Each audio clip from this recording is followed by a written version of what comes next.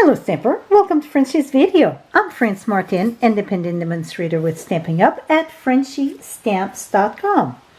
Today I'm going to share how to do a pop-up block card. And this looks kind of big, right? But it fit in a regular envelope. Check this out. Love it. I love when we get those fun fold and it fit in the regular envelope. Maybe you're going to need extra post-it for the thickness, but right now this feels pretty good. To make sure, check with your postmaster. And see all those blocks? Well, I learned this fun fold from Lisa Gersa. I'm not sure if I say her last name correctly, but she is from Canada. So, Lena G. Let me share how to do this. I will have all measurement. Make sure when you put it in your envelope, though, that if you get this, I'm going to put, you know what, I'm going to do it right now so I won't forget about it.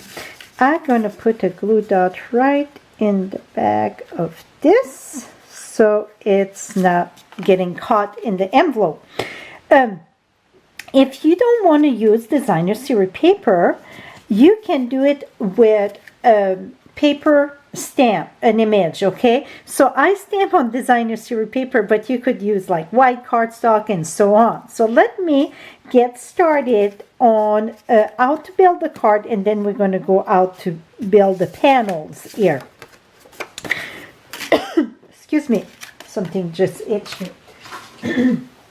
First thing you want to do is to get all your bits and pieces ready. All the measurements are all listed on my blog, okay? I'm going to go through them quick, but to make it very easy, right below you get the direct link and you get all measurement. So for your card base, it's going to measure 4 1/4 by 8. You're going to score at 5 1/2 and 6 3/4. Now you're going to fold that in accordion, so down and up. And for this card to work very properly, you want to have reinforce all the score line, okay? Now, you know what? I think I will switch this, and I'm going to say score at 1 1/4 and 2 1/2 because it's at this end, okay? So score at 1 1/4. I'm going to change that on my paper. Score at 1 1/4 and then score at 2 1/2. That's going to be easier because we know it's go here when we start. Now, the next piece, so this is going to be all for your blog pop-up, okay? And the next one here, measure 3 3/4 by 3 3/4. We scored this at 1 inch, 2 1/4, and 3 1/4. And again, you want to reinforce all of your score. The next one, okay, let's go in order and attach it as we go. I think that's going to be easier. Now this here, you're going to have, fold down this way. You're going to put glue on this part and glue on this part. You can choose to use Tombow glue. You can use, let me think here, seal. But one thing, you want something strong because it's going to pull, right? Okay, now that I got my glue there, now this piece here, gonna get glue right there, but now we have to take, so we get 1 score, 2 score, the second score right under. You're gonna put your edge on the edge of the score line here and bring it down. Try to have the top and the bottom equally. Bring this down. That looks perfect. Now, you're going to reinforce this. Now, you would let this dry completely, okay? Now, the next one is 3 1/4 by 3 1/4. You're going to score this at 3/4 inch. You're going to score at, okay, 1 minute. Do I have that right? Okay, score at 3/4. This is 2 inch and 2 3/4. Again, we're going to put the glue here and the glue on the panel here. Now we're going to fold back the second line, the second score. It doesn't matter which way because it's the score in the center, right?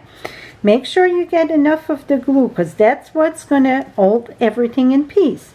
Fold it in the back, on your second score there. And now we're going to go against this. We're going to put that right there. Make sure I'm in the center here and press that. And voila! Is that fun? You want to make sure to bond that very good. The next one here, it is 2 3/4 by 2 3/4. You're going to score this at 1/2 inch. You're going to score at 1 3/4 and 2 1/4. Okay, let me make sure. Yes. Again, all measurement going to be on my blog. So both of this one are equally, okay? So we don't have to pay too much attention. Equal, equal. The other one was all the bigger one, okay? So now this, we're going to put the glue and put the glue here. So the glue is always facing you. Second score, go under. You know what? Let me add more glue here. You don't want to put too much that it oozes on the side, but you want to put enough that it bonds. Now lift this up, go right at the edge, and bring it down. Again, press that you get a very strong bond with the cardstock. Now, the last one, it's 2 1/4 by 2 1/4. We're going to score a 1/4 inch. Then you're going to score at 1 1/2 and 1 3/4. This is the only time in all the one we did, the big piece here going to go under. So the small edge here going to go on the side. Okay, all the other one was, well, equally, or the bigger piece would have been on the left side. This time it's going around because we're going down in size as we go. Here we go. Now take this, the second score. Now lift this up. And I choose the color here, it's soft succulent. I don't think I said that yet. Soft succulent. Here we go. Now press that. While this is bonding good here, I'm going to keep it there. The piece of cardstock you want to stamp on or designer series paper going to measure 4 1/8 by 5 3/8. This is important if you want the pattern to go at flow, okay? What we're going to do, we're going to cut 5 pieces out of this. We're going to get 5 pieces cut at 1 1/8. So it's right in between the 1 and the 1 1/4. 1 1/8. We're going to cut 5 pieces of that. Keep it in the same order, okay? There's one. There's the second one. One, 2, 3, and then that's going to be 4, 5 here. Now, if you don't have a pattern to keep track, well, then you don't have to worry about keeping it in order. But I would say it's better to keep it in order, right? Okay, the first one, we don't do nothing. The second one, you're going to remove a 1/4 inch, the top and the bottom. So you're going to come here, remove a 1/4 inch, and flip it around and remove a 1/4 inch. Now, if you wouldn't have to worry about keeping the panel directly, you could cut 1/2 inch at one top or the other. But I'm just going to share how to do it the top and bottom, because even if it's a designer series paper that don't really have a print but get a pattern in it, you want to keep it, right? So, okay, one, we don't do nothing. The first one, it's a 1/4 inch. We're going to increase by 1/4 inch. So the third one, it's 1/2 inch. 1/2 inch at the top, 1/2 inch at the bottom.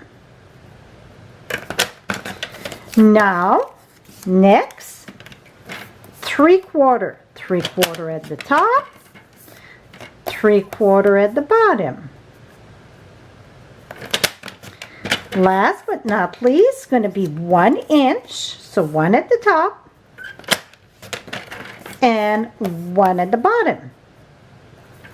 So now, when we're going to come and add that to our card front, it's going to all flow together. So let's bring this here. I find tumble glue a lot easier to do this, because if you're not just right, you can move it. Now you're just going to go in order the way we cut them, and it's all going to match. I wanted something kind of monochromatic. It's not all the way monochromatic because I use basic gray. I stamped the mountain in smoky slate, and I find they were a little bit too light. So I stamped, you see I get 2 sets of mountain. I came back with gray, not gray granite, but basic gray. Here's the other one. See, it's flow, and it's going to flow better when we open it up, right? Because when we close it, we got a 1/4 inch going on top of each other there. It's still going to look good, though, trust me. Now the next, see how, because if I would have cut just, let's say, 1/2 inch the top, well, those mountain would have been going like in stair going down or stair going up, whichever way you went from the top or the bottom. So that's why I find it a lot easier if we cut the same amount at the top and the bottom to keep the pattern at flow perfectly. That is way cool. Now, one thing I wanted to do that I didn't do, I wanted to put a greeting at the front of this, and I wanted to stamp at the bottom of this here. So let me bring a greeting here. And I'm going to use Beauty of Friendship, the thinking of you there. And I'm going to use basic gray. So I'm going to keep that in the same thing, because I won't put an element, well, I will put an element there, but not the grading. So I'm going to go, and I think this would be, maybe you're going to see my ear here. Easier if you stamp before you assemble, but it's okay. Et voila. Okay, now we get the stamping there. I die cut, so this is from Mountain Hair, the stamps.